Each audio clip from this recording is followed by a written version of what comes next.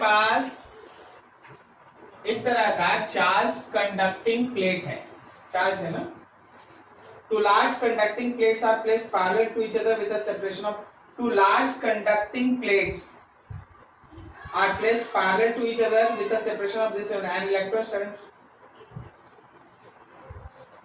हाँ ठीक है, जब भी आप दो चार्ज कंडक्टिंग प्लेट्स को ऐसा रखेंगे ना, तो एक चीज ध्यान रखना कि किसी एक पे अगर पॉजिटिव चार्ज है तो दूसरे पे नेगेटिव चार्ज डेवलप हुआ। अब गौर करना कि अगर इनके बीच का डिस्टेंस d है तो कोई बताएगा क्या कि यहाँ बीच का इलेक्ट्रिक फील्ड कितना होगा? कोई बोलेगा डायरेक्ट इलेक्ट्रिक फील्ड? क्या वो सिग्मा बाई एप्सिलॉन नॉट है? Yes sir. अभी प्लेट प्लेट की तरह काम कर रहा है कि प्लेट सीट की तरह काम कर रहा है? प्लेट सीट की तरह काम कर रहा है, लेकिन आप फिर से देख लो, आप पूरा चीज समझ लो, प्लस का इलेक्ट्रिक फील्ड राइट की तरफ, माइनस का भी इलेक्ट्रिक फील्ड राइट की तरफ, तो जब आप दोनों का sigma by 2 epsilon not add कीजिएगा तो overall you get that sigma by epsilon not. क्या समझ में आया? Yes sir. अब मान लीजिए ऐसा कि अगर आप इलेक्ट्रॉन को यहां से छोड़ते हैं, अगर आप इलेक्ट्रॉन को यहां से छोड़ते हैं तो इलेक्ट्रिक फील्ड राइट में है तो इस पे फोर्स लगेगा लेफ्ट में, क्या वो फोर्स QE होगा? Yes sir. तो क्या इस इलेक्ट्रॉन का लेफ्ट की तरफ एक्सेलरेशन होगा QE बाई m? अब देखो इनिशियल वेलोसिटी 0, एक्सेलरेशन है QE बाई m, और जो डिस्टेंस कवर करना है वो d के बराबर है। आपको चाहिए, हाँ इसमें टाइम भी पता है, इसमें टाइम भी आपको दे दिया गया, गिवन है, आपसे पूछा गया ये। तो क्या हम लोग s is equals to ut plus half at square लगाएं, यहाँ पे d पुट करें, ये 0 हो गया, यहाँ हाफ, एक्सेलरेशन में QE बाई m और टाइम t का स्क्वायर, और आगे बढ़ जाते हैं, d is equals to E। अब देखो इलेक्ट्रिक फील्ड की जगह पे कितना लिखेंगे? सिग्मा बाई एप्सिलॉन नॉट, और नीचे 2m और साथ में t का स्क्वायर। क्वेश्चन देखना, सब डाटा दिया हुआ है, डिस्टेंस दिया है, E का वैल्यू आप जानते हैं, मास ऑफ इलेक्ट्रॉन आप जानते हैं, एप्सिलॉन नॉट जानते हैं, टाइम दिया है, सिग्मा निकालना। क्या बनेगा? Yes sir. चलो ठीक है, बाकी कैलकुलेशन आप कर लेना। यही क्वेश्चन था। और कुछ किसी का, कोई डाउट किसी का? देखो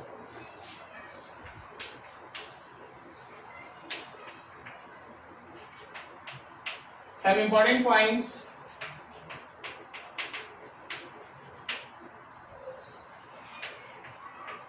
Associated with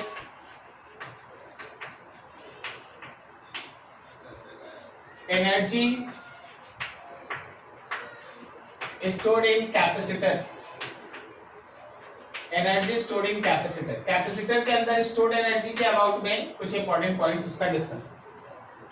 सबसे पहला तो ये था कि कैपेसिटर के अंदर स्टोर्ड एनर्जी का कॉन्सेप्ट, पूरा डेरिवेशन आप ऐसे देखे थे कि हाँ ये की था, ये की को जब क्लोज करें, या अर्थिंग में था, जब मेरे पास एक बैटरी था, इसको जैसे हम इस कैपेसिटर से जोड़ेंगे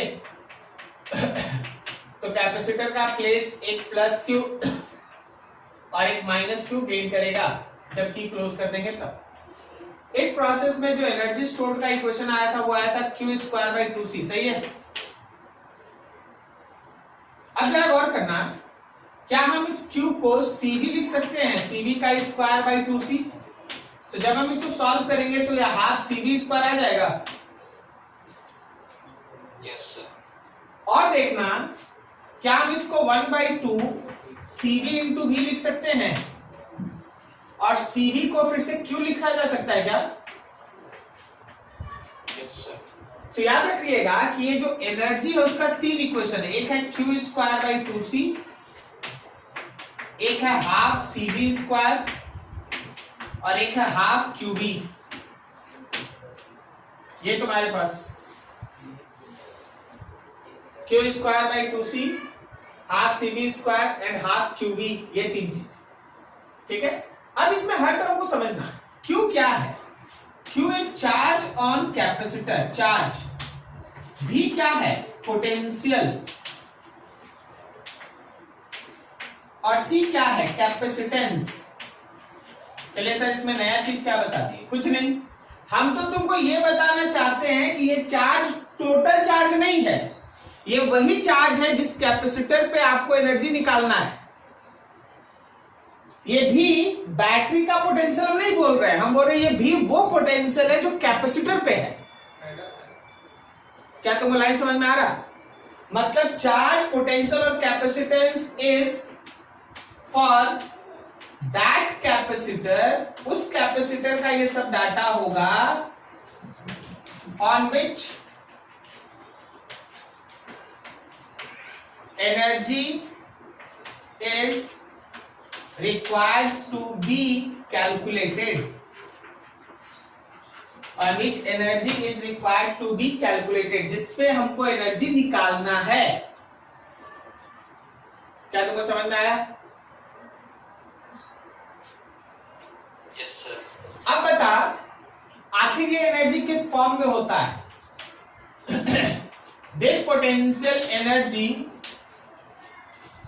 Electric field. बिल्कुल सही, will be stored in form of electric field between plates। ये प्लेट्स के बीच इलेक्ट्रिक फील्ड के फॉर्म में होता है। ये एक प्लेट, ये एक प्लेट, यहां पे प्लस, यहां पे माइनस, जैसे जैसे आप चार्ज करते जाइएगा यहां एक इलेक्ट्रिक फील्ड सेटअप होता जाएगा और उसी इलेक्ट्रिक फील्ड के फॉर्म में आपका ये पोटेंशियल एनर्जी स्टोर होके रहता है। अब देखो, जैसे ये एक पर्टिकुलर बॉडी, इसके अंदर है ना potential energy mgh, Yes, sir. तो किस फॉर्म में है? ग्रेविटेशन के फॉर्म में। क्या सही है ना? Yes, sir. तो उसी तरह यहाँ का जो पोटेंशियल एनर्जी है वो इलेक्ट्रिक फील्ड के फॉर्म में स्टोर रहता है। अब एक और टर्म देखना, यहाँ समझना, आपको यहाँ पे इंपॉर्टेंट क्लास हम दिखाते हैं और वो है थर्ड हम लोगों का work done by cell. Battery का काम, बैटरी जो काम करता है, देखो दो तरीका होता है। अगर मेरा बैटरी ऐसे बना है, ये ऑब्वियसली उसका नेगेटिव टर्मिनल है, ये पॉजिटिव है, नेगेटिव और पॉजिटिव है। अगर नेगेटिव से पॉजिटिव की तरफ चार्ज जाए, नेगेटिव से पॉजिटिव की तरफ अगर चार्ज जाए तो this is work done, this is work done by cell, मतलब बैटरी आपका काम कर रहा है। लेकिन अगर पॉजिटिव से निगेटिव की तरफ चार्ज जाए, पॉजिटिव से निगेटिव की तरफ चार्ज जाए, तो ये याद रखना कि this is work done on cell. ये बैटरी के ऊपर का वर्क है, ये बैटरी के ऊपर का वर्क है, work done on cell. Battery काम करेगा या बैटरी पे काम होगा, दो चीज होगा।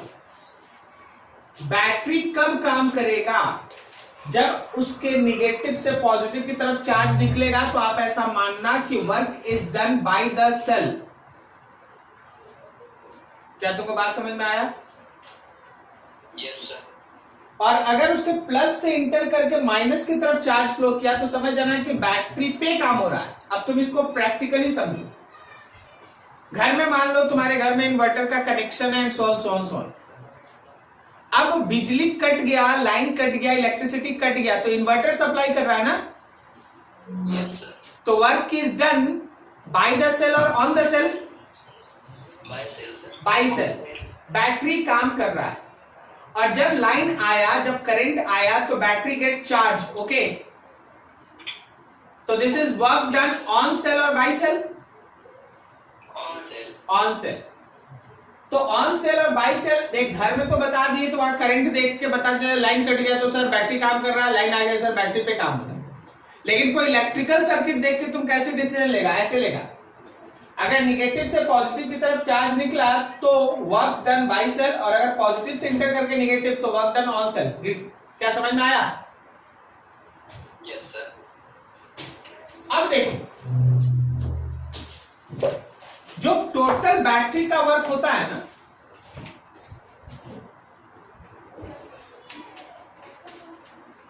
Work done by cell is used in two ways। जब बैटरी काम करता है, सर्किट में मान लो बैटरी काम कर रहा है, चार्ज देखो इधर से इधर सप्लाई कर रहा है ना, तो बैटरी वर्क कर रहा है। अगर बैटरी काम करता है, अगर बैटरी काम करता है तो ध्यान रखना कि उसका दो यूज होता है।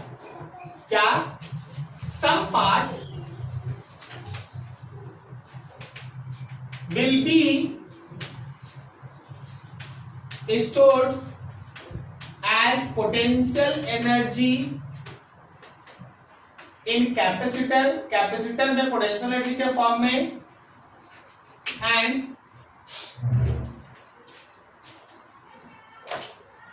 remaining part as heat radiation।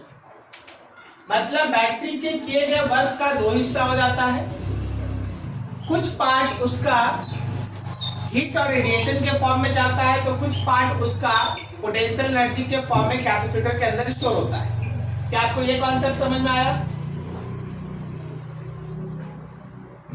तो बहुत सारा कुछ देख, बैटरी जो काम किया ना, अच्छा बैटरी कितना काम किया, मान लो चार्ज क्यू फ्लो किया, हम आपको एक आइडिया देते हैं। मान लो चार्ज क्यू फ्लो किया तो बैटरी का काम क्यू भी होगा। Yes sir. देख, work done by battery, work done by cell is equals to change in charge into potential, change in charge into potential. ये क्या है? This is charge flows through cell, cell से फ्लो करने वाला वो charge है, cell से flow करने वाला वो चार्ज है। Okay, and V is the potential of cell, V is potential of cell, ये सेल का पोटेंशियल। ठीक है, अब मान लो अगर इससे क्यू चार्ज फ्लो किया, क्यू चार्ज फ्लो किया, तब तो बैटरी का वर्क क्यू भी होना चाहिए, लेकिन तुम गौर करो, देखो स्टोर्ड एनर्जी हाफ क्यू भी है। Yes sir. तो आधा कहां गया? आधा हीट और रेडिएशन के फॉर्म में लॉस। ठीक है, तो ये लाइन याद रखिएगा। अब यहां देखिएगा, टू फाइंड हीट,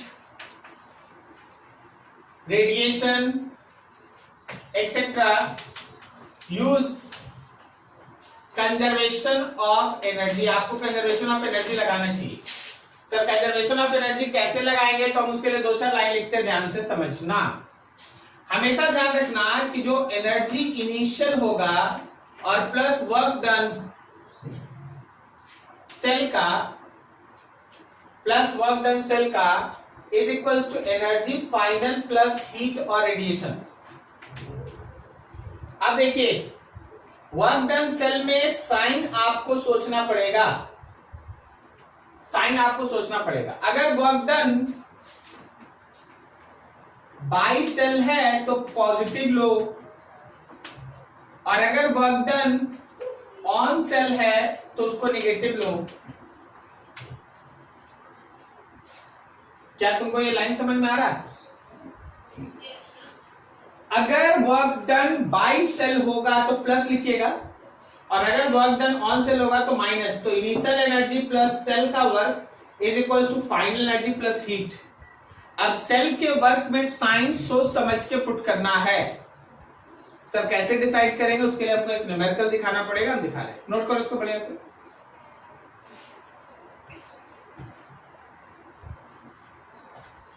ध्यान से मान लो, जैसे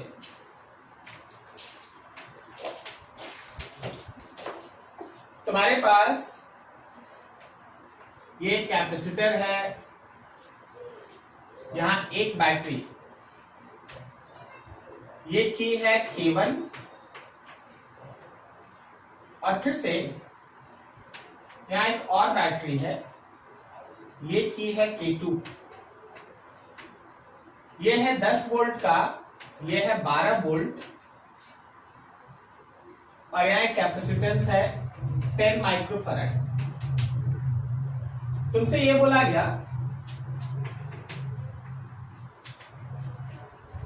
initially capacitor is uncharged, initially capacitor in uncharged, then K1 is closed, उसके बाद K1 क्लोज किया गया। फाइंड, क्या क्या फाइंड करना है? सबसे पहला चार्ज ऑन कैपेसिटर, कैपेसिटर का चार्ज बताना है। दूसरा energy stored in capacitor, capacitor के अंदर का स्टोर्ड एनर्जी बताना है, ठीक है। Third energy stored in capacitor, और थर्ड तुमको बताना है work done on or by cell. तुमको डिसीजन लेना है कि ऑन सेल है या बाई सेल, और फिर तुमको बताना है हीट रेडिएशन रिलीज, जो हीट या रेडिएशन रिलीज होगा वो बताना है, ठीक है। ये कब? जब K1 आप क्लोज किए।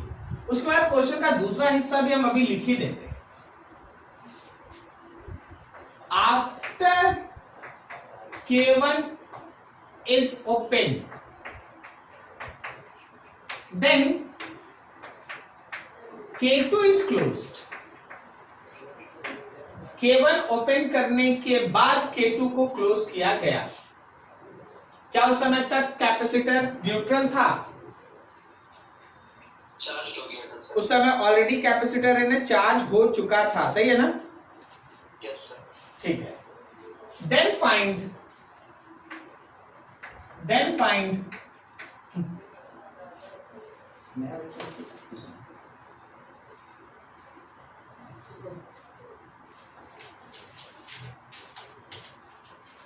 देखो, after K1 is open, then K2 is closed, then find first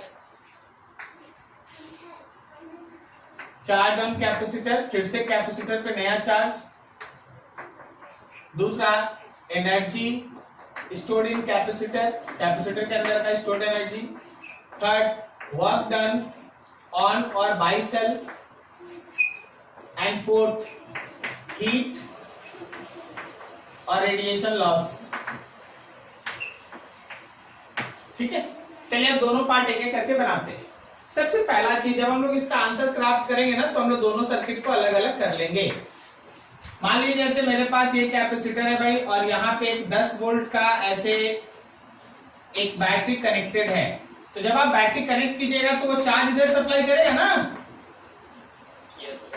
मान लो इसको Q1 लिखे, तो जो मेरा पहला आंसर Q1 है, क्या वो CV1 होगा?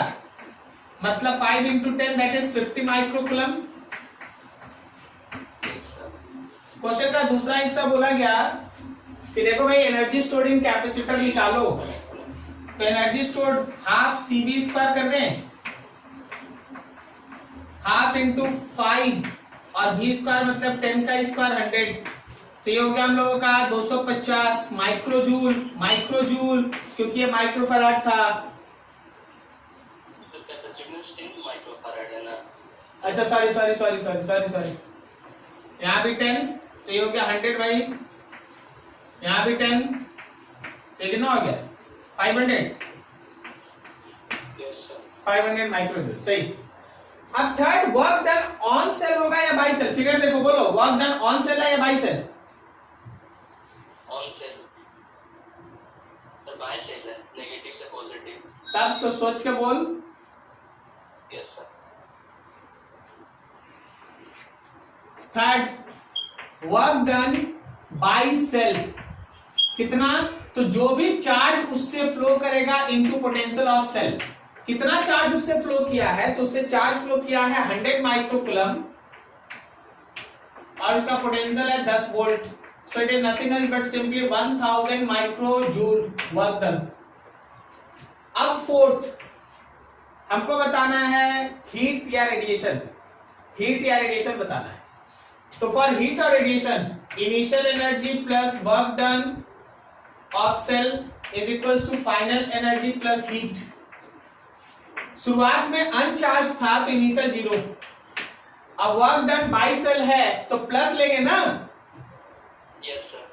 तो प्लस 1000 माइक्रोजूल। एनर्जी फाइनल आप निकाले ना कहीं, ये निकाले ना, U is equal to 500 माइक्रोजूल और प्लस हीट, तो ये 500 इसमें माइनस हो गया तो हीट का वैल्यू हो गया 500 माइक्रोजूल। क्या आपको समझ में आया सारा चीज? चलिए, ये था पहला पार्ट जब आपका K1 क्लोज हुआ था और K2 समय ओपन था। लेकिन अब क्या है, K1 को ओपन करके K2 को क्लोज करना है। जब आप क्वेश्चन का दूसरा हिस्सा बनाइएगा,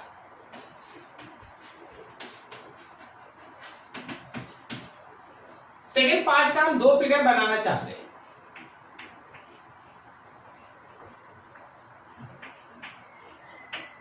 बारह वोल्ट K2 और इसका इनिशियल चार्ज आप निकाल चुके थे 100 माइक्रोकूलम। फिर आप बैटरी को कनेक्ट कर दिए। जब आप बैटरी को कनेक्ट कर दिए तो इसका एक फाइनल चार्ज होगा, निकाल लेंगे हम लोग अभी। क्या समझ रहे हैं आप? चलिए अब फिर से 1, तो जो मेरा फाइनल चार्ज हुआ वो C इंटू V2 है। C 100 था, V2 12 है, मतलब 120 माइक्रोकूलम। बोलो कैपेसिटर पे चार्ज बढ़ा या घट गया? बढ़ गया। बैटरी जो पहले कैपेसिटर 100 माइक्रोकूलम रखा था वो अब 120 रखा है, तो बैटरी कितना चार्ज सप्लाई किया? 20। मतलब ये बैटरी केवल और केवल है ना, जो डेल क्यू आप लिखेंगे वो 20 माइक्रोकूलम है। समझ में आया क्या?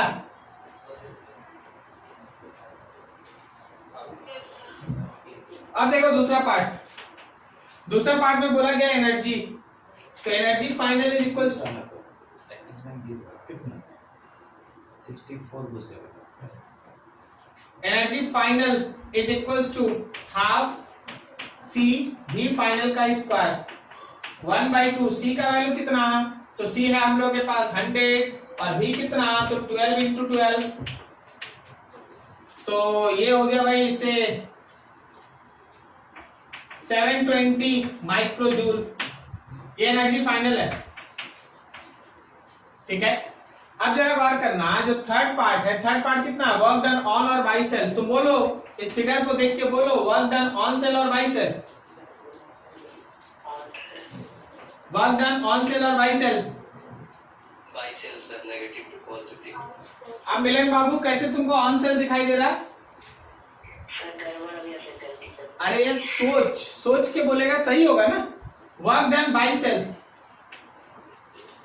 How much? तो जो भी डेल क्यू है इनटू पोटेंशियल ऑफ सेल। तो डेल क्यू था मेरा कितना? डेल क्यू था 20 माइक्रोकूलम और पोटेंशियल कितना है मेरा? 12। So it is 240 microjoule. This is work done by cell. Now fourth, heat और रेडिएशन सोचना है। तो energy initial plus work done of cell is equals to energy final plus heat, यही है ना। तो एनर्जी इनिशियल जो पिछले केस का एनर्जी था, पिछले केस में एनर्जी कितना था? 500 microjoule. Work done by cell तुम बोल चुका है, तो प्लस 240 ना। एनर्जी फाइनल कितना है? एनर्जी फाइनल कितना है? 720 माइक्रोजूल प्लस हीट।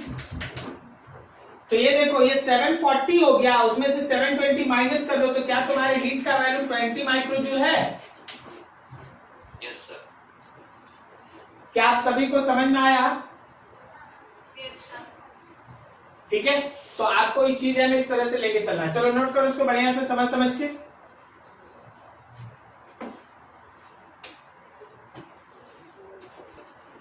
अच्छा मान लो जैसे नीचे वाला जो सेकंड बैटरी है, अगर हम सेकंड बैटरी को हटा दें, तुमको बनाना है, ओके ध्यान रखना, इस सेकंड बैटरी को हटा के हम इसके जगह पे है ना, केवल ये 10 वोल्ट था ना, हम यहाँ पे लगा देते हैं 8 वोल्ट। 8 वोल्ट। तो देखो फर्स्ट पार्ट तो तुमको कैलकुलेट करना नहीं है, फर्स्ट पार्ट तो वैसे ही रह गया। सेकंड पार्ट को फटाफट बनाओ तो जरा, नया सर्किट बना लो, फर्स्ट पार्ट नहीं बनाओ, सेकंड पार्ट को बनाओ कि K1 क्लोज करेंगे पहले, उसके बाद K2 क्लोज करेंगे, K1 पहले क्लोज करेंगे बाद में K2 क्लोज करेंगे, तो तुमको बताना है बाकी सारा डाटा। ओके फटाफट करो। जितना माइनस होता है डाल दो।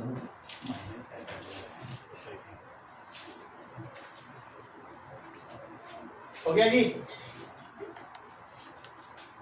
Yes, sir. कितना आया आंसर? Sir, Q final आया 80 माइक्रोकूलम। 80 माइक्रोकूलम। एनर्जी फाइनल कितना आया? 320 माइक्रोजूल। 320। चलो जी लिखते जाते हैं, समझिएगा, कहीं किसी का कोई इशू होगा बताइएगा।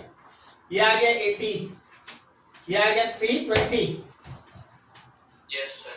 हाँ बोलो, work done by cell or on cell?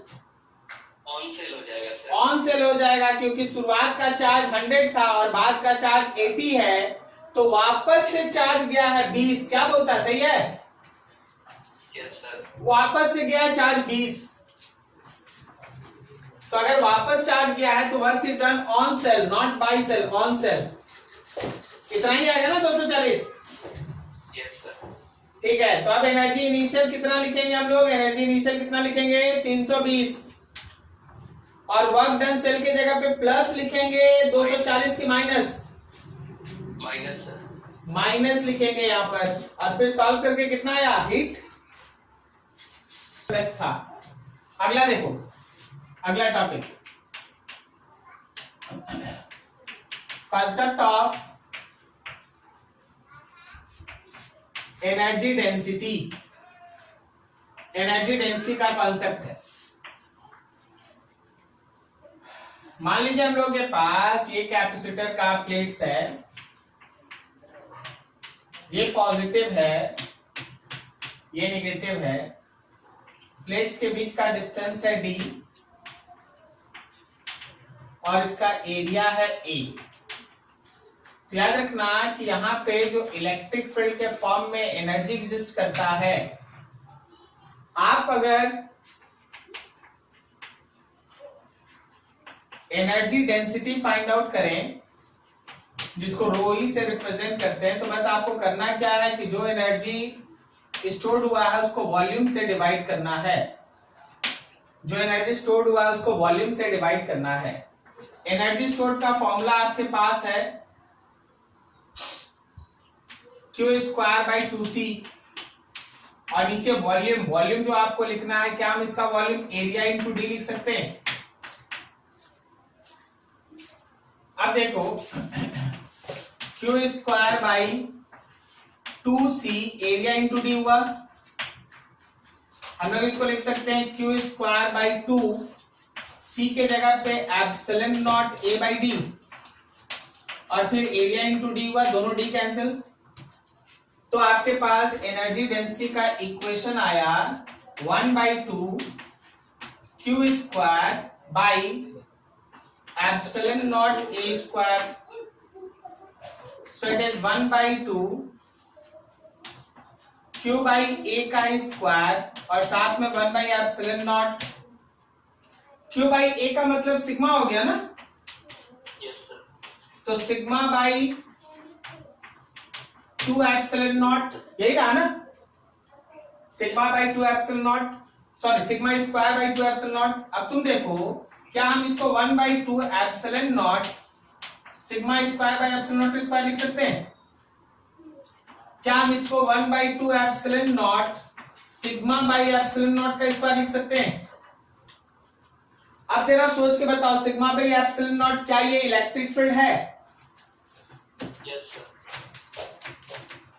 तो अब आइए आप फाइनल इक्वेशंस की तरफ। तो एनर्जी डेंसिटी का इक्वेशन होता है 1/2 एप्सिलॉन नॉट इलेक्ट्रिक फील्ड का स्क्वायर। देखिए, कोई भी ऐसा रीजन जहां का इलेक्ट्रिक फील्ड ई है, कोई भी ऐसा रीजन जहां का इलेक्ट्रिक फील्ड ई है, ऑलवेज रिमेंबर कि वहां पर यूनिट वॉल्यूम जो एनर्जी एग्जिस्ट करता है, पर यूनिट वॉल्यूम जो एनर्जी एग्जिस्ट करता है, that energy is 1/2 epsilon not E square. ठीक है, this is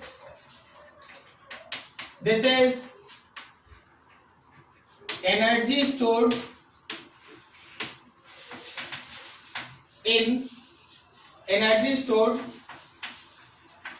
per unit volume for reason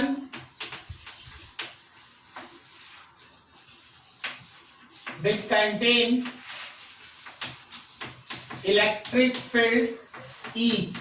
कोई भी ऐसा रीजन जहां का इलेक्ट्रिक फील्ड E है, वहां पर यूनिट वॉल्यूम जो एनर्जी स्टोर करेगा वो होगा 1/2 epsilon not E square.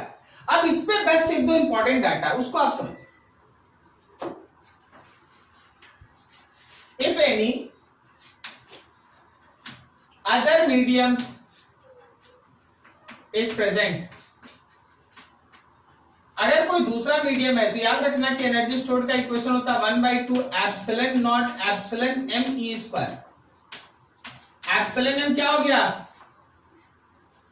Relative permittivity, उसको आप k भी लिख सकते हैं, आप उसको k भी लिख सकते हैं, 1/2 epsilon not k square, dielectric constant. Okay, तो कोई दूसरा मीडियम रहेगा, मान लो जैसे यहां पे बीच में है ना, कोई एक और मीडियम होता है जिसका डायरेक्टिव कांस्टेंट k है, तो एनर्जी डेंसिटी का इक्वेशन होता है 1/2 एप्सिलॉन नॉट k स्क्वायर। थोड़ा और आगे बढ़ो, एनर्जी डेंसिटी के बेसिस पे आपको टोटल एनर्जी भी निकालना पड़ता है बाय यूजिंग एनर्जी डेंसिटी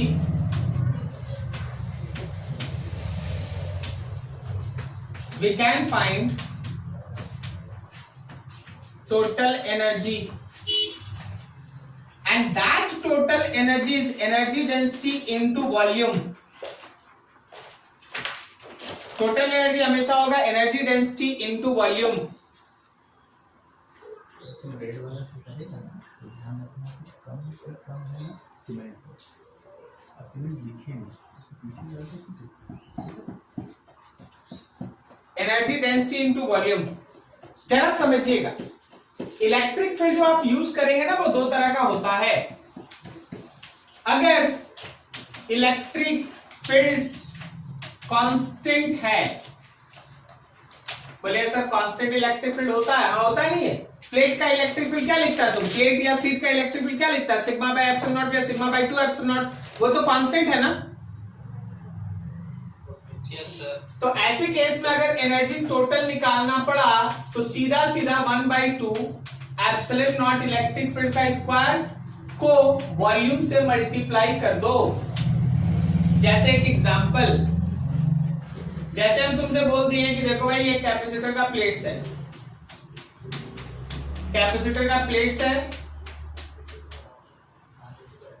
तो ऑब्वियसली यहां पे एक इलेक्ट्रिक फील्ड है, तो जो इलेक्ट्रिक फील्ड है वो तो सिग्मा बाई एप्सिलॉन नॉट है। अब हम तुमसे बोले कि देखो जी इसमें एक छोटा सा रीजन सपोज करो, एक छोटा सा रीजन सपोज करो जिसका एज लेंथ है L, इसके अंदर का टोटल एनर्जी बताओ। अगर आप इसके अंदर का टोटल एनर्जी बताना चाहते हैं तो सीधा सीधा आप इस टोटल एनर्जी के लिए बस एनर्जी डेंसिटी को वॉल्यूम से मल्टीप्लाई कर दीजिए, आंसर है। क्या आप समझे? Yes, sir. लेकिन कभी कभी ऐसा होता है कि इलेक्ट्रिक फील्ड इज वेरिएबल। अगर तुम्हारा इलेक्ट्रिक फील्ड वेरिएबल है तो याद रखना एनर्जी टोटल निकालने के लिए आपको इंटीग्रेशन करना पड़ेगा। उसके लिए एनर्जी डेंसिटी को स्मॉल वॉल्यूम से मल्टीप्लाई करो और फिर इंटीग्रेट करो 1/2 epsilon not variable electric field का स्क्वायर इनटू स्मॉल वॉल्यूम, इसका इंटीग्रेशन करना पड़ेगा। तो इंटीग्रेशन वाला हम अलग से दिखा रहे हैं, वहां तक नोट करो सब कोई।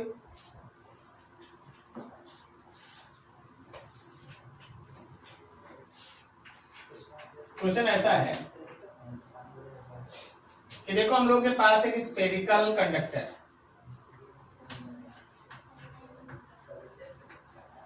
Spherical conductor,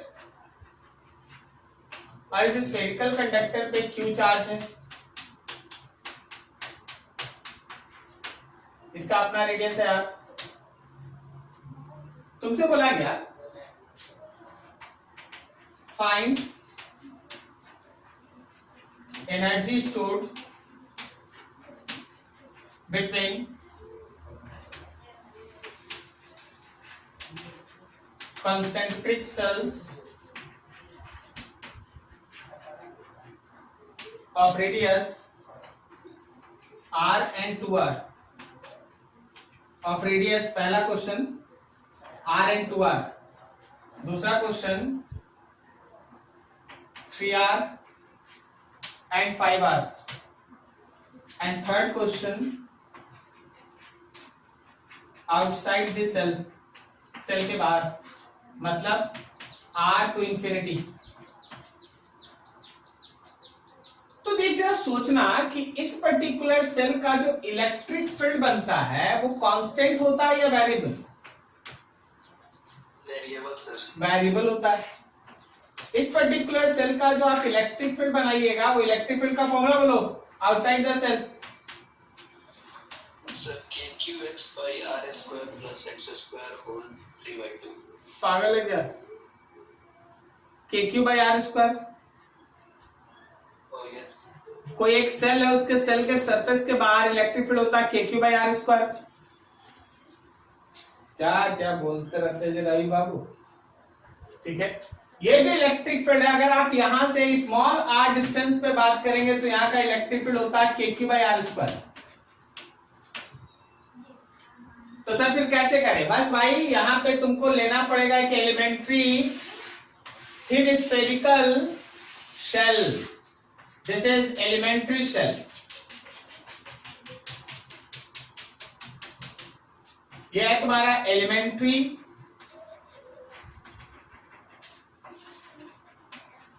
thin spherical shell, जिसका रेडियस है r, जिसका थिकनेस है dr, और उसका स्मॉल सा वॉल्यूम है 4 पाई r स्क्वायर dr। समझा क्या?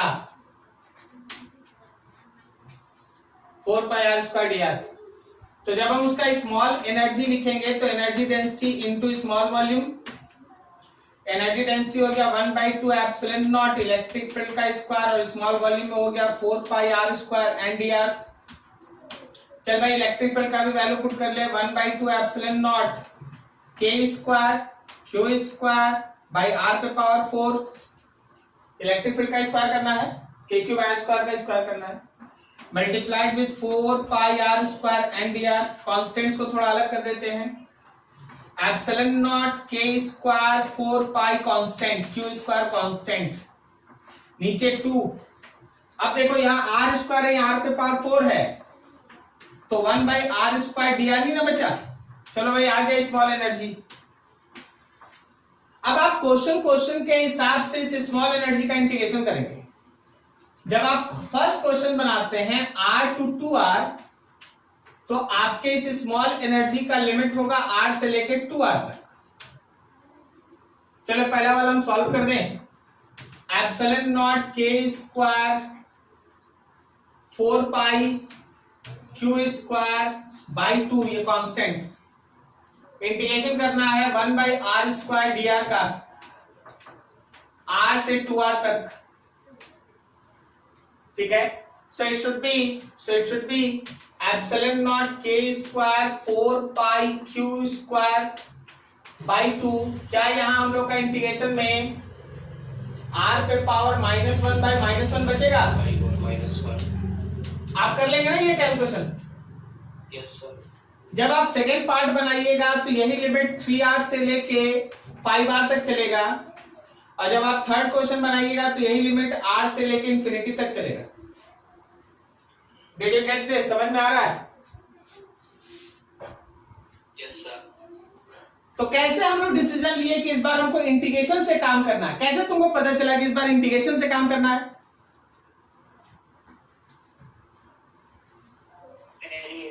हाँ, क्योंकि आपका ई जो है वो वेरिएबल था, वेरिएबल। तो जब तुम्हारा इलेक्ट्रिक फील्ड वेरिएबल है, then you have to proceed through this calculus method. आपको इस कैलकुलस मेथड से प्रोसीड करना होगा, ठीक है ना।